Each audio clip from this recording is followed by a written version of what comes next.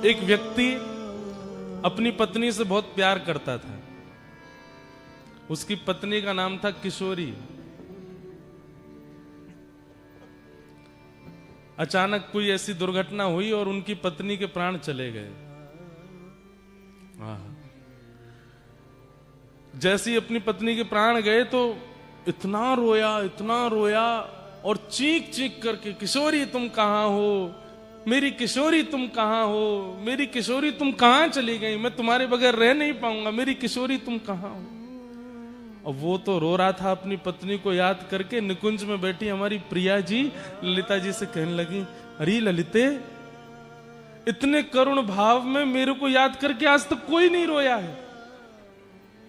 ललिता जी बोली, श्री जी आप इतनी भोली हो, इतनी सीधी हो, मैं कहां बताऊं। अरे तू ऐसे काहे को कह रही है, देख ये कितना रो रहा है मुंह को याद करके। अरे बड़े बड़े जापक देखे, बड़े बड़े नामनिष्ठ देखे, बड़े बड़े भावुक देखे, लेकिन ऐसे रोवे वारो देखियो, या को कंठ अवरुद्ध है गयो है, गिर तो जा रहा है, नेत्रन से अश्रुधार गिर रही हैं, आंख लाल पड़ गई हैं। अरे ये प्राण त्याग देखो। अरे ललिते तू जल्दी व्यवस्था कर, या से मिलना है मोकू। ललिता जी बोली, श्यामाजू वो अपनी बहू को बुला रहा है, बाकी पत्नी को नाम है किशोरी, वो आपको याद नहीं कर रहा है, अपनी पत्नी को बुला रहा है। बंधुओं, ये सुनते ही किशोरी जी ललिता जी से बोली, एक बात बता, किशोरी शब्द को अर्थ कहा होवे? हमारी किशोरी जी को नित्य किशोरी, जो छोटी सी हैं उनको किशोरी कहते हैं। और बोले किशोरी पूरे ब्रह्मांड में केवल राधा रानी और कोई नहीं हो सकता। आप किसी को आज किशोरी अगर बोल रहे हो ना, कल वो किशोरी नहीं है, क्योंकि आज उसका जो तन है, उसका जो मन है, उसके जो स्वरूप है, वो कल बदलेगा। हर दिन व्यक्ति बड़ा होता है, हर दिन व्यक्ति की आयु बढ़ती है, हर दिन व्यक्ति का स्वभाव बदलता है, हर क्षण व्यक्ति के हार्मोन्स डेवलप होते हैं, हर दिन उसका रक्त बदलता है, शरीर बढ़ता है, सब कुछ बढ़ता है। हम लोग किशोर किशोरी नहीं हो सकते। हम अपने पूरे जीवन में एक दिन किशोरी होते हैं, एक दिन किशोर होते हैं बस। पर जो नित्य किशोरी हैं, हमेशा एक ही रस रहती हैं, वो किशोरी जी श्री राधा रानी है। इसलिए हमारी किशोरी जी से आप मातृभाव नहीं रख सकते। ठाकुर जी को भले पिताजी मान लो, लेकिन आप राधा रानी को मां नहीं मान सकते, क्योंकि वो किशोरी है। आप किशोरी जी के प्रति स्वामिनी का भाव रख सकते हो, आप किशोरी जी के प्रति सखित्व का भाव रख सकते हो, आप किशोरी जी के प्रति लाली का भाव रख सकते हो, पुत्री का भाव रख सकते हो, पर मां का भाव नहीं, क्योंकि वो नित्य किशोरी है, छोटी सी रहती है। ललिते बता, मैं ना जानू ये अपनी पत्नी को बुला रहा हो या कौन को बुला रहा है, पर किशोरी कौन है? बोले किशोरी तो आप, तो ये मुझे बुला रहा है। उसने भाव से नहीं पुकारा, केवल किशोरी शब्द का उच्चारण किया है। अपनी पत्नी के विरह में रोते रोते हमारी लाडली जी से देखा नहीं गया, तुरंत प्रकट हो गए और प्रकट होकर के उसको रूप कांति का दर्शन करा दिया, सिर पर हाथ दे करके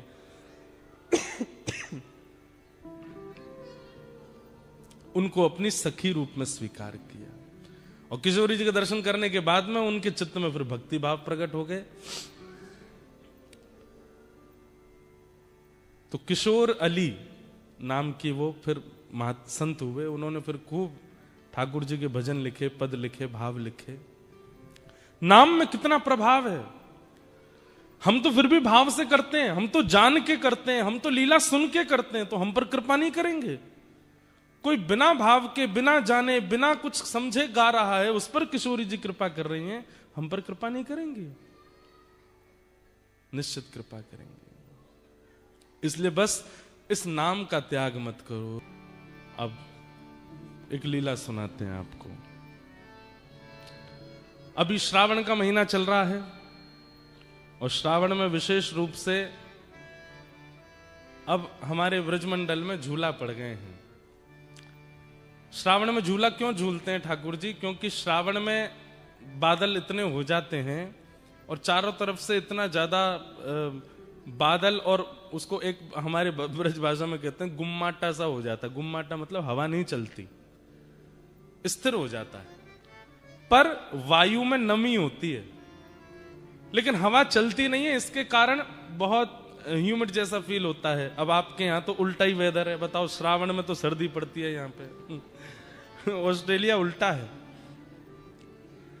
या तो हमारे ब्रज वाले उल्टे हैं या ऑस्ट्रेलिया वाले उल्टे हैं। खुश हो जाओ, चलो, ब्रज से आपकी तुलना है गई है। अब हमारे लाल जी अभी विराजेंगे। इस काल में सेवा ऋतु में ठाकुर जी केवल नीचे एक बाघा पहनते हैं, ऊपर कुछ नहीं पहनते। लेकिन अब यहाँ सर्दी इतनी है कि ठाकुर जी को पूरी यहाँ तक, हाथ तक पूरी पजम्मी आदि सब पहना के, रात में तो गगदल पहना के कान वान ढक के सुलाने पड़ते हैं, भैया जाड़ो पड़ रहा है। हम अभी कहाँ तस्मानिया गए थे, वहां तो बर्फ पड़ी थी ऊपर पहाड़ पे। वहां ठाकुर जी को दो दो गगदल पहनाई, एक नीचे से पहनाई, एक ऊपर से धराई, पामन में नीचे। अच्छा, इनको जाड़ा भी बहुत लगता है और इनको गर्मी भी बहुत लगती है। जाड़ा तो इतना लगता है केवल इतने दिखेंगे सर्दियों में, बाकी दिखेंगे नहीं। और गर्मी इतनी लगती है सब लत्ता फेंक फांक के केवल कॉपीन में डोलते हैं, केवल एक पहन लेते हैं नीचे और कुछ नहीं पहनते। ऐसे हमारे लाल जी हैं। तो अभी जाड़े यहां पड़ रहे हैं, तो जाड़ा समझते हैं ना, विंटर्स आप लोगों की। एक मेरे को बोले महाराज जी कभी समर में आओ। मैंने कहा हैं, हमारे यहाँ तो समर ही चल रहा है अभी। हमारी समर में आओ, दिसंबर जनवरी। मैंने कहा यार बड़ा अटपटा लगता है सुनना, दिसंबर जनवरी में। बोले 40 डिग्री रहता है यहाँ पर टेम्परेचर। तो यहाँ तो मौसम उल्टा है, पर हमारे ब्रज में अभी श्रावण में झूला पड़ते हैं ठाकुर जी के। तो वायु नहीं चलती, हवा नहीं चलती, तो जिसके कारण क्या होता है, श्री जी को बड़े प्रश्वेत आ जाते हैं, पसीने आ जाते हैं। और पसीना आवे के कारण जितने पत्रावली को श्रृंगार है, जितने किशोरी जी के, ठाकुर जी के मुखमंडल को रस है, वो सब धूमिल होने लगे। तो सुबह सुबह सब सखियां किशोरी जी का श्रृंगार करती हैं, ठाकुर जी का श्रृंगार करती हैं, उसके बाद सीधे झूला पे ही बैठा देते हैं। क्यों? कि ये दोनों झूलते रहेंगे और इनके झूलवे के कारण इनको जो श्रृंगार है वो मिटेगो नहीं, और हम लोगों को दर्शन करने में सुख मिलेगा। और झूला में भी बड़े अच्छो रे कि झूला से नेक दूर कछु सखी खड़ी है जाए, पीछे कछु सखी। तो जब दोनों झूला झूलें, तो जब पीछे जावे तो पीछे वाली सखीन को दर्शन है जाए, आगे जाए तो आगे वाली सखीन को। सखियों का सबसे प्रिय उत्सव है झूला का। ऐसो मान नहीं कीजे। अब लीला सुनो, किशोरी जी मान क्यों कर रही, बैठ जाओ, हाँ सुन लो। ब्रज की लीला में एक नियम है कि जैसे प्रेम का एक स्वभाव होता है। अब देखो, हम बहुत अंतरंग लीला सुना तो रहे किशोरी जी की, पर हमको बहुत भय लगता है सुनाने में कि पता नहीं कोई ऐसे ही मन चला तो नहीं सुन रहा कोई, नहीं तो फिर दोष लगेगा भाई हमको सुनाने का। किसी की निजी बातें सबके बीच सुनाना, उसमें जिसकी बात है उसको बुरा लगेगा कि नहीं, तुमने सबको सुना दी। लेकिन जब किसी योग्य को बताई जाती है, जैसे हमने किसी से कहा भाई हमने तुम्हारी पर्सनल बात उनको बता दी, अच्छा वो तो कोई नहीं, मेरे फ्रेंड है, उनको तो बता सकते हो। तो ऐसे ही श्री जी की, ठाकुर जी की निज बातें हम कह तो रहे हैं, पर हमको बहुत डर लगता है कि कहीं श्री जी हमसे यूं नहीं कहें, क्यों रे वह सभागृह में एक बैठो भोजन भट्ट, वो केवल भोजन करवे आयो भाई, लीला तो कोई मतलब नहीं।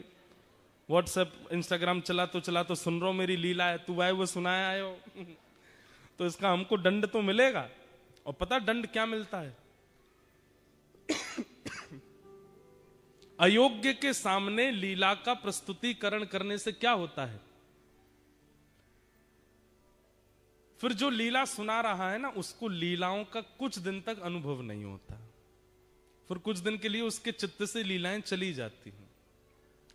इसलिए हमारी प्रार्थना है, अगर आप किसी और भाव में हो तो हाथ जोड़ के प्रार्थना है, एक भाव में आ जाओ और श्री प्रिया प्रियतम की नित्य लीला का श्रवण करो, और बड़े भाव से श्रवण करो। फोन वोन सब साइड धर देना, कोई और विचार करना नहीं।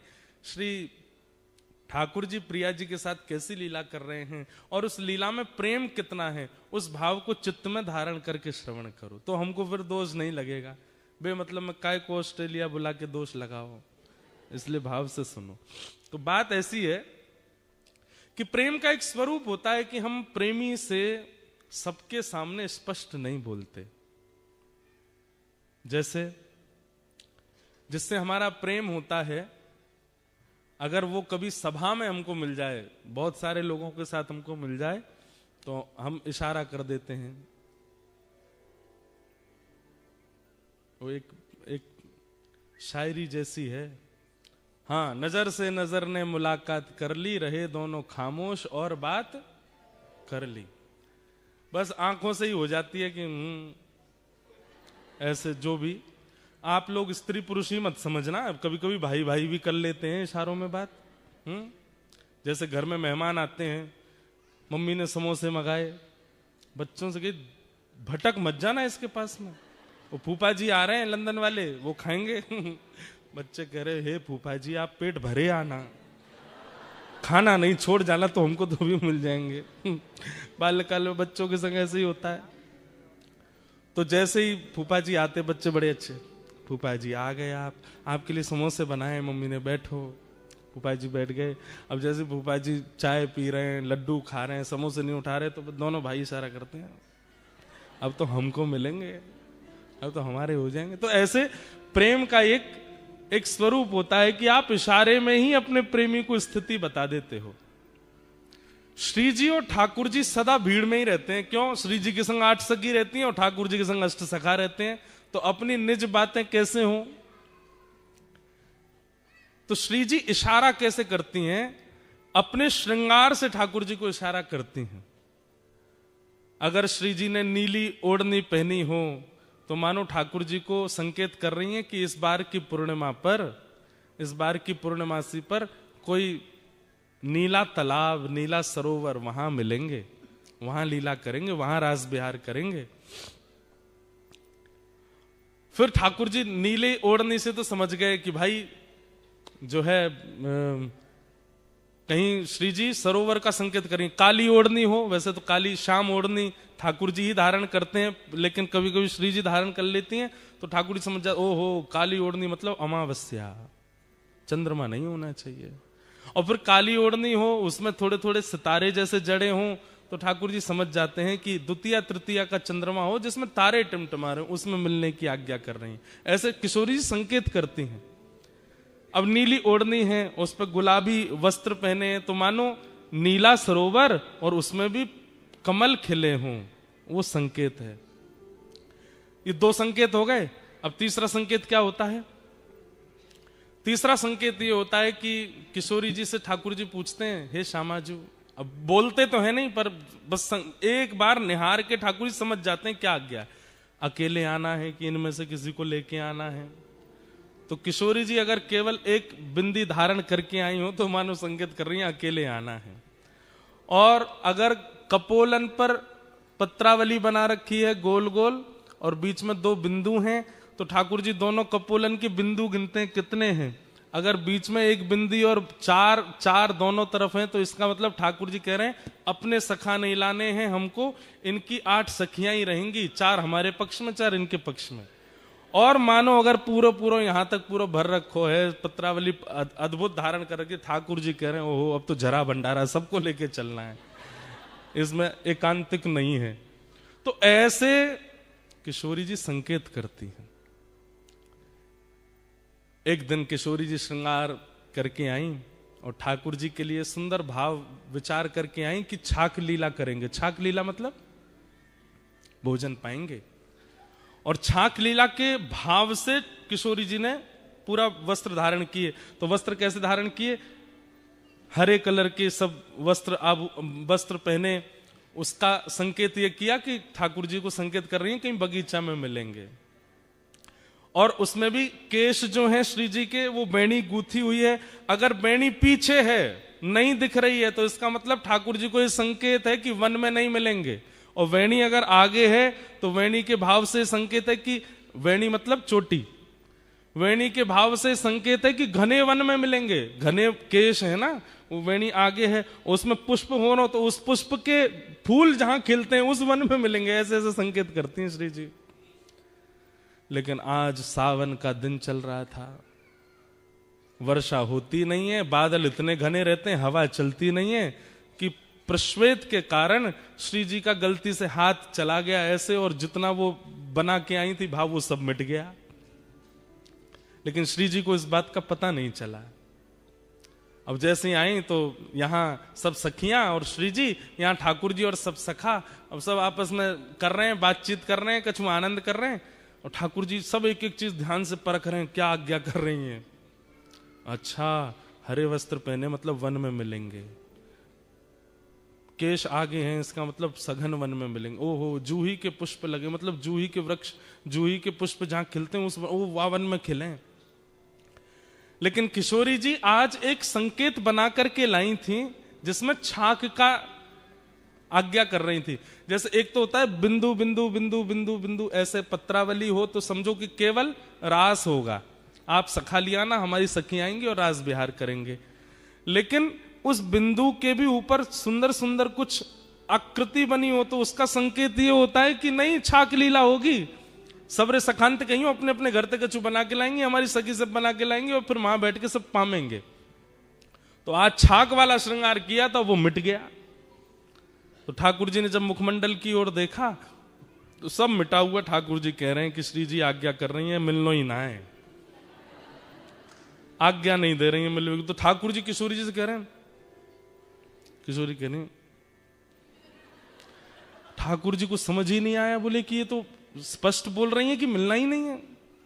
अब सबके सामने बोले कैसे, थोड़ी देर वहां बैठ के सब चले गए। अब श्री जी ने सब सकीन से कहीं तू कड़ी बना के लाइयो, तू खीर बना के लाइयो, तू रबड़ी बना के लाइयो, शाम सुंदर आमेंगे उनको मक्खन बहुत प्रिय, तू मक्खन निकाल के लाइयो, तू ऐसी ऐसी मोटे टिक्कर बना के लाइयो। और सब सकीन से कह दी। वहां सब सखा भी कछु कछु लेके आ रहे होंगे। सोचो कैसा प्रेम संपर्क था। ये व्हाट्सएप और इंस्टाग्राम वाला टाइम नहीं है, और ये स्वच्छंद प्रेम है, इसमें काम दूर दूर तक नहीं है।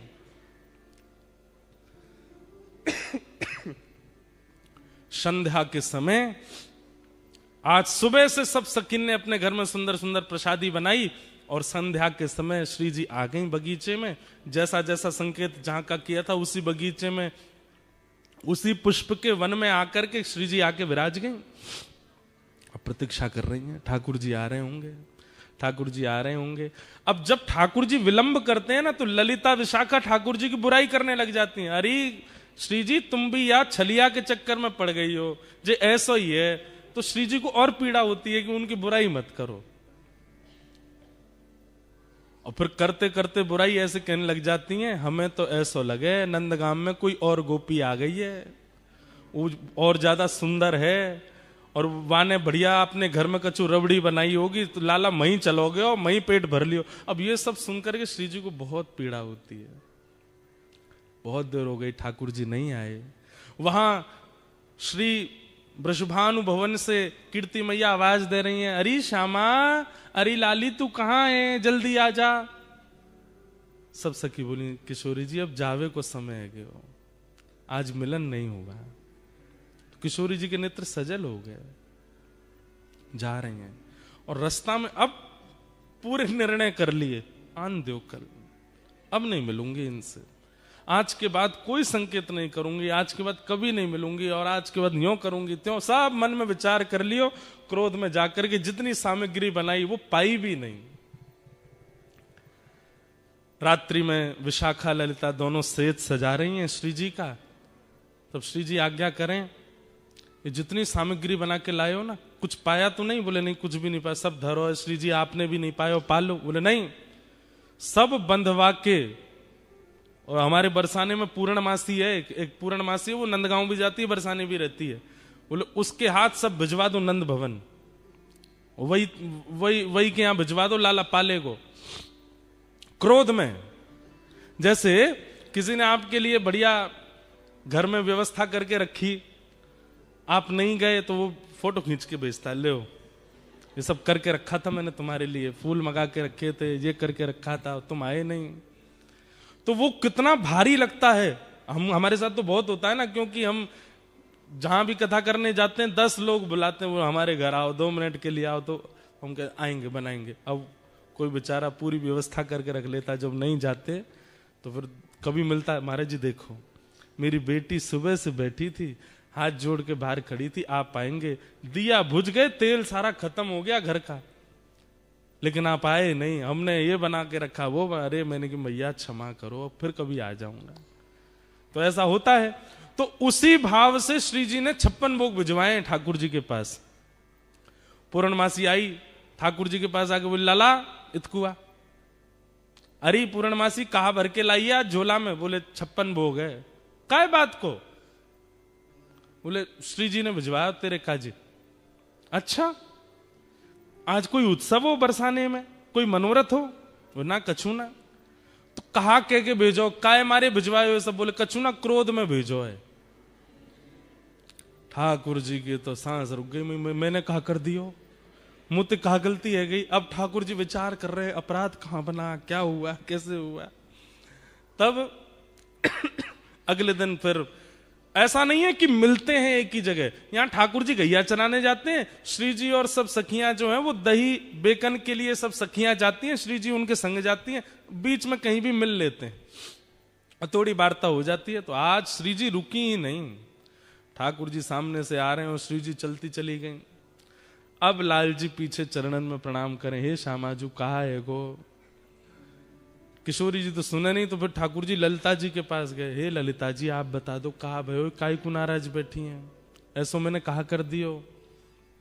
बंधुओं एक बात मैं बीच में बोल दूं, इन लीलाओं को सुनकर के आप कहीं ये विचार मत कर देना कि भाई ये वही कृष्ण है जो सुदर्शन चक्र धारण करते हैं। हाँ ये वही कृष्ण है, ये वही कृष्ण है जो महाभारत युद्ध में द्रुत गति से रथ को हाँकते हैं, ये वही श्री कृष्ण है जो विराट रूप धारण करके सहस्त्र शीर्षा पुरुषः सहस्त्राक्षः सहस्त्रपात, 1000 मुख 1000 हाथ 1000 चरण जिनके प्रकट हो जाते हैं, ये वही श्री कृष्ण है। लेकिन व्रज वृंदावन में अपने प्रभाव को छुपा देते हैं, स्वभाव में रहते हैं।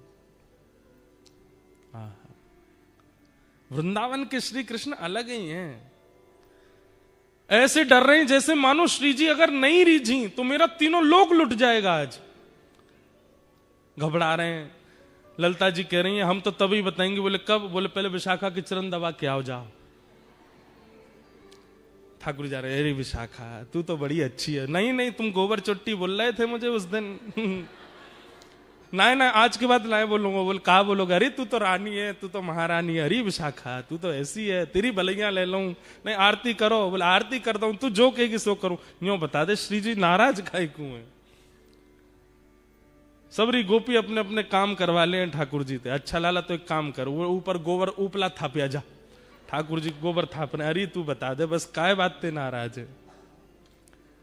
जब खूब थक जाते हैं ठाकुर जी भी, तब बोले वादना श्री जी ने संकेत कियो, छाक लीला को संकेत कियो। रात में सब सामग्री बना के हम वन में प्रतीक्षा करती रही, ना आयो सखान को लेके। ठाकुर जी बोले कब? बोले परसों। बोले कैसे कियो संकेत? बोले पत्रावली बनी, पत्रावली में ऊपर ऊपर सुंदर सुंदर आकृति बनी, छाक लीला को संकेत कियो और नहीं आए तुम। अरे मैं तेरी सौगंध खा के कह रहा हूं, अब मेरी सौगंध मत खावे, मोए अभी जीनो है। ठाकुर जी बोले अरे तू जाकी के बाकी सौगंध खा के कह रहा हूं, मोए ना दिखे। ललिता विशाखा, विशाखा जी बोली नहीं नहीं हमें सब पता है, नंदगाम में कोई गोपी आई है, वहां ने रबड़ी बनाई, वहां के घर। अरे तू जो कहेगी सो करूंगा, सौगंध खा करूं, ऐसा कोई बात ना है, मो संकेत पतो नहीं चलो। तब ललिता विशाखा बोली अब तो श्री जी को मनावे के काजे कोई योजना करनी पड़ेगी। ठाकुर जी बोले कहां करूं? तभी वन में देखी कि 2 वृक्ष और दोनों वृक्षन से एक बेल निकल करके, एक वृक्ष की बेल निकल के दूसरे वृक्ष पे जा रही है। ऐसी एक डाल है, हमारे ब्रज में आज भी ऐसी डाल हैं और केवल ब्रज में ऐसी डाल हैं जहां वास्तविक स्वाभाविक झूला बने हुए हैं। ठाकुर जी ने वो जैसे ही देखो, ठाकुर जी बोले अब एक तरीका है। बोले कहा? बोले या कुछ झूला बनाऊंगा। ठाकुर जी ने सुंदर झूला सजायो, वहां पे पाटो लगायो, सुंदर वहां पे एक गद्दा बिछा दियो, वहां पे सुंदर पोशाक धर दी, इत्र आदि लगा दिए, सुंदर तैयारी करके बिल्कुल झूला झुलावे की। श्री जी झूला का एक स्वरूप है, जिनके घर पे है वो जानते होंगे। कितनी भी टेंशन में आप बैठे हो, कितनी भी दिमाग में कुछ भी चले, झूला पे जाके बैठ जाओ आप, आप बिल्कुल शांत हो जाओगे। जैसे झूला आगे पीछे झोटा लेगा ना, आपका मन अपने आप प्रसन्न हो जाएगा। और या फिर ऐसा कहो, प्रसन्न व्यक्ति ही झूला पे बैठता है। अब प्रसन्न व्यक्ति झूला, उसको कहो झूला पे, अरे मुझे नहीं बैठना, बैठो ना झूले पे। झूले पे वही बैठता है जो प्रसन्न हो। या फिर अप्रसन्न को बैठा दोगे तो उसका जितनी भी अप्रसन्नता है वो चली जाएगी। ये झूले का स्वरूप है। तब झूला तैयार करके तब श्याम सुंदर गए। ललिता जी कह रही हैं, अरे ये रसिक प्रीतम श्याम सुंदर आपकी बाट निहार रहे हैं। आपको ठाकुर जी दूर जाके झूला के पास बैठ गए। किशोरी जी कह रही हैं, ठाकुर जी तो कह लो खुद ने बनाया और झूला खुद ही झूल लेंगे। तो ठाकुर जी संदेशा भिजवा रहे हैं, बोले जब तक श्री जी प्रसादी नहीं करेंगी तब तक ना बैठूंगा। पहले श्री जी प्रसादी कर दें तब बैठूंगा मैं। तो तब ललिता विशाखा समझा रही हैं, सब सखीन ने जाकर के श्री जी को मनायो, हे श्यामाजू ऐसी मेहनत ते छोटे छोटे हाथन से झूला बनायो है, पाटो बिछायो है, वापे रेशमी वस्त्र डारो है। श्याम सुंदर इतना श्रम करके देखो कैसे चढ़ चढ़ के पेड़ पे पूरे झूला की तैयारी कर रहे हैं। ऐसे मत करो, चलो। अंत में श्री जी मान गई। अब श्री जी तो बेचारी हमारी सहज है, नेक में ही मान जाए। मान करें जरूर है लेकिन मान बहुत जल्दी जाए। इतने में किशोरी जी आ गई। अब जैसे ही किशोरी जी आई तब तक ठाकुर जी ऋषिया गए। ऋषियानो समझे? ऋषियानो कहते के ऋषियाना एक अलग भाव है। ऋषियाना का मतलब ये होता है कि जैसे पहले तो देख लो, हमारी बात मान लो, देख लो, खा लो, देख लो हमने बनाया आपके लिए, प्लीज पालो, देखो हम तुम्हारे लिए ये किया, ये देख लो, ऐसे मत करो। जब फिर भी नहीं मानता सामने वाला तो फिर ऋषियाए वाला व्यक्ति, जब आप फिर जाओगे तो अब मैं दूंगा नहीं, ये होता है ऋषियाना। ये गुस्सा नहीं है, अब नहीं दूंगा। अरे अब हम मान गए, अब तुम चाहे जितने माने हो अब नहीं मिलेगा, पहले देना था। तो ठाकुर जी अब ऋषिया गए। और जैसे ही ठाकुर जी ऋषियाए, श्री जी आ गए। अरे कहाँ है श्याम सुंदर? बोला हाँ यहीं थाड़ो। कहाँ? पाटो काई को उठा लियो या मैं तो झूला में तो पट्टा उठा लियो ठाकुर जी ने। वो धर दो ना ना, हमारो झूला, हमारो पाटो, हमारी सजावट, हमारे हाथ से भाई हम ही झूल लेंगे, ले जाओ अपनी श्री जी को। अरे बड़े घर की हैं, इनको बड़े घर की चाहिए, ले जाओ, हमें हमने। अरे देखो ऐसे मत करो, बड़ी मुश्किल से तो मना के। बोले मुँह ना मनानो, ले जाओ, वापस ले जाओ इनको, मैं अकेला ही झूल लूंगा यहाँ पे। तो अब यहाँ पे दूसरा विवाद हो गया। श्री जी और ठाकुर जी दोनों में थोड़ी सी होड़ है गई। तो श्री जी बोली, अब तक तो बोली नहीं, श्री जी बोली मैं तो यहीं पे बैठूंगी और यही पाटे पे बैठूंगी। ठाकुर जी बोले कोई जिद है? मैंने बनायो, मेरो पाटो, आप कहीं को बैठोगी? बोले मैं तो बैठूंगी, तुम जाके दिखाओ यहाँ पे। ठाकुर जी जान लगे तो सखीन ने घेर लिए। बोले जान नहीं देंगे, हाथ पांव बांध के पकड़ के बंसी वंसी तोड़ ताड़ के धर देंगी तुम्हारी। हमारी श्री जी बैठेंगी अब तो। बड़ी मधुर लीला। तो फिर ठाकुर जी बोले अब ठीक है बैठेंगी, लेकिन वो बात होती है ना जैसे छोटे बच्चों में होड़ होती है, नई कुर्सी लाए पिताजी। तो कई बच्चे ऐसे होते हैं कि कुर्सी खुलेगी तो पहले मैं बैठूं, जो कोई और बैठ जा तो वो इसी बात पे ही रोने लगते हैं कि ये क्यों बैठे, अरे तू अब बैठ जा। अब नहीं, मुझे पहले बैठना था। अब ठाकुर जी बोले मैं पाटो तो लगा दूंगा पर पहले मैं बैठूंगा। श्री जी बोली ललिता जी कह दो इनते। बोले बैठूंगी तो मैं ही पहले। ठाकुर जी बोले मैं पाटो लगा दूंगा, इन्हें झूलना, ये झूल लें, पहले मैं झूल के चलो जाऊंगा तब ये झूलेंगी। अब तो ऐसी स्थिति बन गई, सब सखी सब तो ललिता जी बोली एक काम करेंगे। बोले क्या? एक प्रतियोगिता रखते हैं, उस प्रतियोगिता में जो पार हो जाएगा वो पहले बैठेगा। ठीक है। हाँ हाँ। ललिता विशाखा जी बैठ गई एक कोने में जाके। बोले अब आप दोनों कुछ करो जिससे हम रीझेंगी, उसको पहले बैठाएंगे। तो किशोरी जी बोली मैं बाद में करूंगी, पहले इनते करवाओ, ये जो करेंगे उसका काट मैं करूंगी। तो ठाकुर जी बैठ गए तुरंत और कहा करन लगे। तो श्री रसिक प्रीतम जी हरिराय महाप्रभु जी वल्लभ संप्रदाय वल्लभ कुल में आप आचार्य हुए और आपका ये पद है।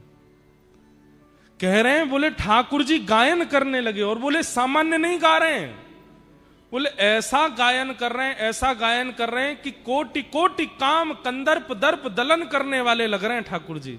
ललिता विशाखा तो मोहित हो गई ठाकुर जी पे। ऐसे ऐसे तान लेवे, ऐसे ऐसे गावे, ऐसे ऐसे मधुर स्वर कान पे हाथ धर के लगावे। ललिता जी तो सुध बुध खो करके और ठाकुर जी के पक्ष में ही जा रही हैं। पाटा लेके बैठी हैं दोनों, तो जिसको पाटा देंगे वो पहले बैठेगा। ललिता जी तो बिल्कुल तैयार है गई, बोले मैं तो इन्हीं को पाटो दूंगी। कैसे गा रहे हैं, देखो कितना मधुर है इनको स्वर। इतने में श्री जी ने आंख दिखाई, बोले माया जाल है, फंसना नहीं है इसमें, अभी हमारी बारी तो आने दे। गा रहे हैं ठाकुर जी। एक वार्ता आती है कि हमारे ब्रज के अष्ट सखाओं में एक सखा हुए श्री गोविंद दास। तो गोविंद दास जी एक बार गा रहे थे और गाते गाते गाते गाते सामने गुसाई जी बैठ के सुन रहे थे। तो गोविंद दास गाते गाते गाते गाते ऐसे करें, ढंग से गाओ, ऐसे नहीं करो, चलो प्रेम से गाओ। तो सामने बैठे गुसाई जी बोले किसको डांट रहे हैं, ये बगल में कोई बैठा तो है नहीं, लाला ऐसे नहीं ऐसे गाओ। तो फिर गुसाई जी पूछ पड़े, हे गोविंदा तुम किससे बात कर रहे हो? तो गोविंदास जी बोले गुसाई जी आपके मंदिर को लाला है, मैं जब जब गाऊं निकर के आ जाए, मेरे बगल में आके बैठ जाए और फिर कान पे हाथ धर के मेरे पीछे पीछे गावे, लेकिन बड़ा उद्यमी है, मैं जैसो स्वर लगाऊं वहां में एक स्वर अपनो लगा के गावे। तो समझा रहा हूं लाला ऐसे मत गावे। तो गोविंद दास की बात सुनकर के गुसाई जी के नेत्र सजल हो गए। बोले ठाकुर जी बैठे हैं? बोले हाँ। कैसे गा रहे हैं? बोले ऐसे गा रहे हैं। बोले मुझे दिखाई नहीं दे रहे ठाकुर जी। अरे रुको मैं कहूं इनते अभी दिखा। नहीं नहीं नहीं, उनको संकोच मत कराओ, वो सहज हैं, उनको जैसे सहज है बैठने दो, मेरी वजह से उनको संकुचित मत करो। पर मुझे बस इतना बताओ, ठाकुर जी गाते हैं तो उनका स्वर कानों को कैसा लगता है? गोविंद दास वर्णन कर रहे हैं, बोले आहा, जब श्याम सुंदर गाते हैं ना, बोले जैसे कभी नदी के किनारे खड़े हों और बिल्कुल शांत वातावरण में नदी की धीमी धीमी स्वर लहरी कानों को सुख देती है, कभी पहाड़ों पर खड़े हों तो पहाड़ों का शांत वो स्वभाव कभी कभी एक ओजमयी वाणी बनकर के कानों को लगता है। सुबह सुबह सूर्य उदय होते समय पेड़ों पर बैठी हुई पक्षी पशु जब चहकती हैं, पक्षियां कोयल चहकती है, उनका स्वर जैसे सुंदर लगता है। घने बादल हो रहे हो और उस समय वन में मोर कुहुक रहा हो और उसकी वाणी सुंदर हृदय को आनंदित कर देती है। मतलब प्राकृतिक जो स्वर है वो स्वर जितना सुख देता है, उस स्वर को भी, उस प्राकृतिक स्वर को भी 1000 गुना, लाख गुना, करोड़ गुना कर दिया जाए, वैसा सुख ठाकुर जी के स्वर में मिलता है। ठाकुर जी जब गाते हैं तब इतना सुख होता है। लेकिन लेकिन जब हमारी किशोरी जी गाती हैं तो ठाकुर जी भी फीके लगते हैं। किशोरी जी के सुर के आगे तो ठाकुर जी को सुर भी ना चल पावे। हमारी लाडली जी तो उनसे भी आगे है। तो ठाकुर जी ने अपनी सबरे जोर लगा दिए, पहले झूला पे बैठ हुए को खूब गा दिए, ऊट पटांग जैसा उनको भाव आयो गा दियो। अब बारी आई किशोरी जी की। आहा, ठाकुर जी बोले देखो श्री जी कैसो गायो मैंने, अब गा के दिखाओ।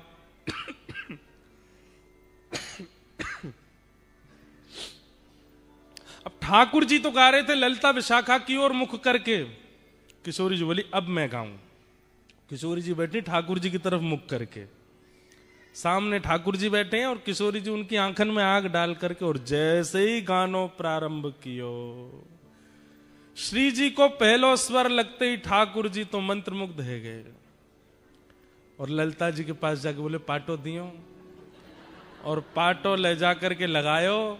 श्री जी गा रही हैं, अपने अंक में श्री जी भर के उठाए ली और ले जाकर के पाटे पे विराजमान कर दी है। की जय। रसिक प्रीतम यह होड़ पिया परी, रसिक प्रीतम यह होड़ प्रिया परी। और फिर क्या कर रहे हैं ठाकुर जी? ठाकुर जी के स्वर की प्रशंसा तो ललिता विशाखा ने करी है, लेकिन किशोरी जी के स्वर को सुन के ठाकुर जी ने पाटो लगायो, किशोरी जी को बैठा दियो और दूर से कोई तृण लेकर के आए और कहीं हमारी नजर नहीं लगे ऐसे तृण तोड़ करके और किशोरी जी की बलैया लेने लगे, श्री जी को झूला पे बिठा दियो। बोलो झूला बिहारणी बिहारी जू सरकार की। रसिक प्रीतम यह होड़ प्रिया परी, रसिक प्रीतम यह होड़ प्रिया परी, रीझ देत तृण तोड़े, रीझ देत तृण तोड़े। ऐसी हमारी किशोरी जी और ठाकुर जी की ये। और फिर ठाकुर जी झुला रहे हैं श्री जी को, इतने में ललिता विशाखा सब सखियां आ गईं और फिर ठाकुर जी को भी पकड़ करके इन्होंने बैठा दी और दोनों युगल बिहारी बैठ गए। और जैसे ही दोनों बैठे अब सब सखियां ठाकुर जी को झूला झुला रहे हैं। ये है झूला उत्सव की लीला। पहली बार आज तक के हमने अपने जीवन में यहां सुनाई है, ऑस्ट्रेलिया में। ऐसे हमारी किशोरी जी और ठाकुर जी। ये अब हमारी बात ध्यान से सुनो, ये जो लीला सुनी है इस लीला का चिंतन कीजिए और चिंतन करने के बाद आप नाम जप में बैठिए। अब इसी लीला का और विस्तार सोचिए। जैसे अभी इतनी लीला हमने सुना दी, अब इस लीला में और आप विचार करो और क्या हुआ होगा और कैसे रहा होगा। एक बार में नहीं आएंगे विचार और मनगणंत विचार नहीं होने चाहिए, कुछ भी सोचने लग जाओ, ऐसा नहीं। ऐसा विचार जिस विचार के चिंतन से आपके नेत्र सजल हो जाएं, आपके रोंगटे खड़े हो जाएं, तब समझना कि जो आपने विचार किया है, जो आपके चिंतन में भाव आया है, वो हुआ है, तभी आपको स्पर्श कर रहा है। इसी को कहते हैं हमारे ब्रज के भाव में मानसी भक्ति। कौन सी भक्ति? हाँ, ये ऐसे आसानी से नहीं आती है। इसके लिए खूब नाम जप करना पड़ता है, खूब साधन करने पड़ते हैं, खूब हृदय को पवित्र करना पड़ता है, तभी ये लीलाएं हृदय में प्रकट होती हैं। और हृदय से ये कोई पढ़ी हुई लीला नहीं है कहीं से, ये मानसी की लीला है, मानसी की लीला है, मानसी के भाव है। और ये सबके सामने बताने के नहीं होते हैं। हमने बोल दिया है, आपने सुन लिया है, अब आप विचार करके इसको हृदयस्थ रखना। जो लोग कहते हैं हमारा मन बहुत भटकता है, हमें मन में एकाग्रता नहीं आती, हमारा चिंतन नहीं बन पाता, नाम जप में निष्ठा नहीं बन पाती, करो ऐसी लीलाओं को चिंतन करो और इन लीलाओं के चिंतन से मन एकाग्र होगा। आप अनुभव करेंगे लीला का चिंतन करके और फिर नाम जप में बैठिए, कितनी देर नाम जप हो जाएगा और कितनी माला हो जाएंगी आपको पता ही नहीं चलेगा। आप क्या है, नाम का ध्यान करके और मालाओं की गिनती करते हो, इसलिए मन नहीं लगता। मन को लीला में पहुंचा दो और बुद्धि और मुख से नाम जप में लग जाओ, तब वो नाम जप अथा होता है। फिर ये लीलाओं का प्रकाश होता है, सुंदर सुंदर भाव प्रकट होते हैं। तो ये लीला प्रकट की है आज कथा में। बंधुओं, आज तिथि से जन्मदिन है, तो एक लाल जी ने ही एक पद प्रकट करवाया, वो हम ठाकुर जी से कहते हैं। आज नहीं हुआ है प्रकट, तो प्रकट तो बहुत पहले हो गया था। राधाष्टमी पर ये पद लिखा था